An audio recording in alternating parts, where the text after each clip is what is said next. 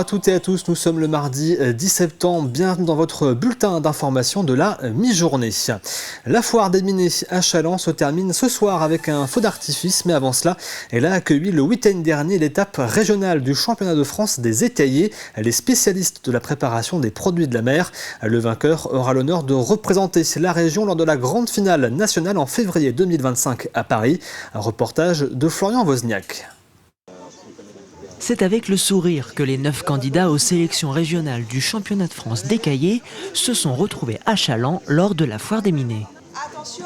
Un concours lancé par la présidente nationale du syndicat de la profession. 3, 2, 1, c'est parti. Et pas besoin de couteau ou de torchon pour commencer ce concours, puisque c'est un questionnaire qui se dresse devant les candidats. L'occasion pour le jury de tester les connaissances des candidats, et certains semblent avoir bien révisé. On a un 20 sur 20, j'en ai jamais eu.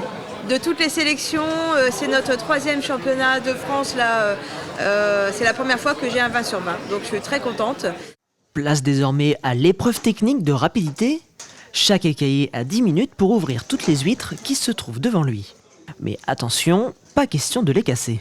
C'est quand même correctement bien passé, on a réussi à ouvrir dans les temps, proprement surtout, sans trop d'écailles à l'intérieur sans trop d'écailles de coquilles, on appelle ça, à l'intérieur de l'huître, et surtout une très très belle qualité quand même, qui est présente chez tous les candidats. Des candidats qui ont attiré beaucoup de curieux sous l'attente du concours.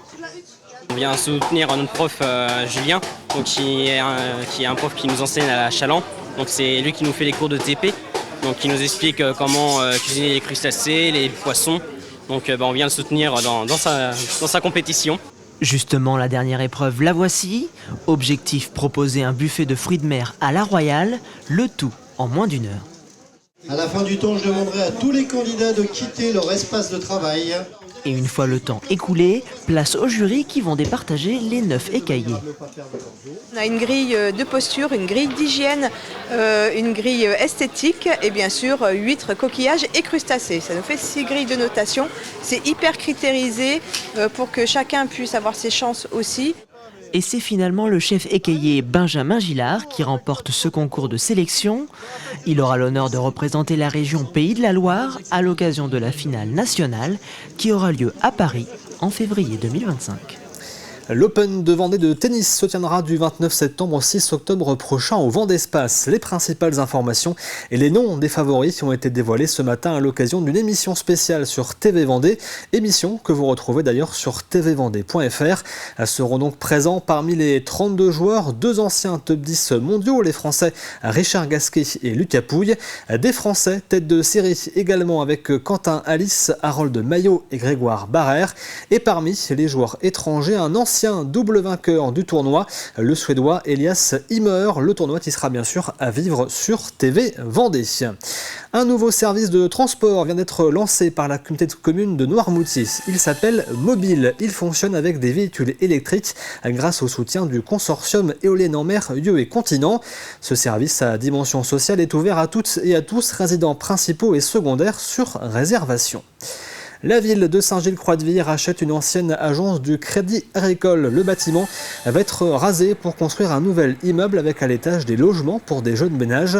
Et au rez-de-chaussée, c'est la ludothèque qui va s'installer. Elle va donc quitter le centre socio-culturel où elle se trouve actuellement pour un espace plus grand et plus de confort. Dans mon quotidien, je pense déjà on va gagner en espace et c'est vrai que du coup pouvoir accueillir le public, les familles, que ce soit les petits ou bien les aînés, gagner de la place et pouvoir accueillir davantage de personnes. On dénombre plus de 215 familles à la ludothèque qui viennent jouer sur place, qui viennent emprunter des jeux.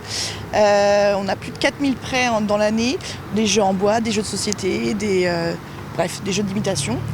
Et ce qui est chouette de venir ici, c'est qu'on a une vraie proximité avec la bibliothèque de Saint-Gilles. Donc là, c'est plutôt chouette. On va pouvoir faire des projets avec eux. Ou bien le public va pouvoir se dire « Ah, il y a une ludothèque ici ». Donc pouvoir aussi amener plus de monde à venir à la ludothèque.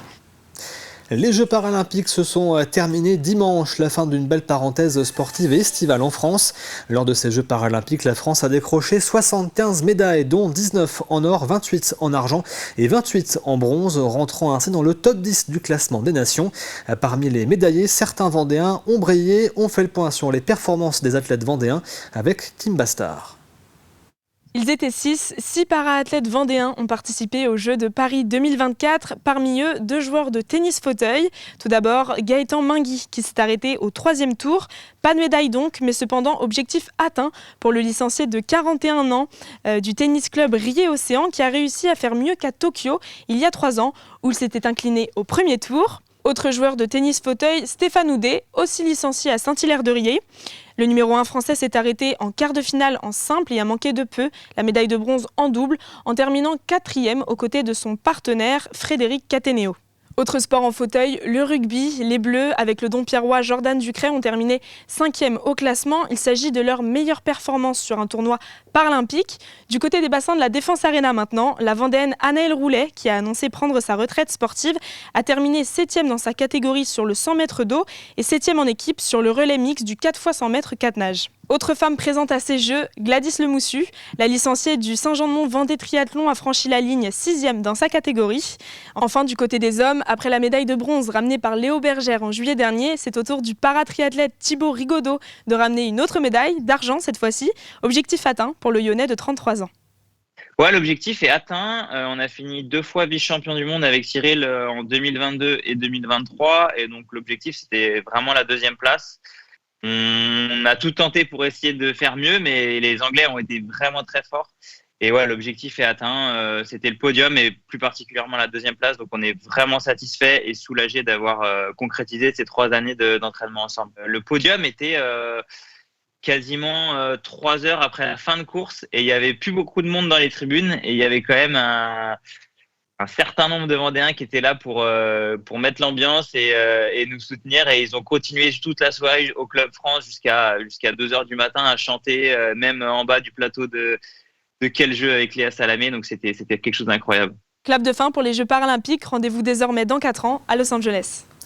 Un point rapide sur la météo de cet après-midi maintenant, avec une alternance entre éclaircies et nuages sur tout le département. Il fera 18-19 degrés sur la côte vendéenne et 21-22 degrés dans les terres. C'est la fin de cette édition, merci de l'avoir suivi. Vous retrouverez l'actualité ensuite à 18h. Très bonne journée sur TV Vendée.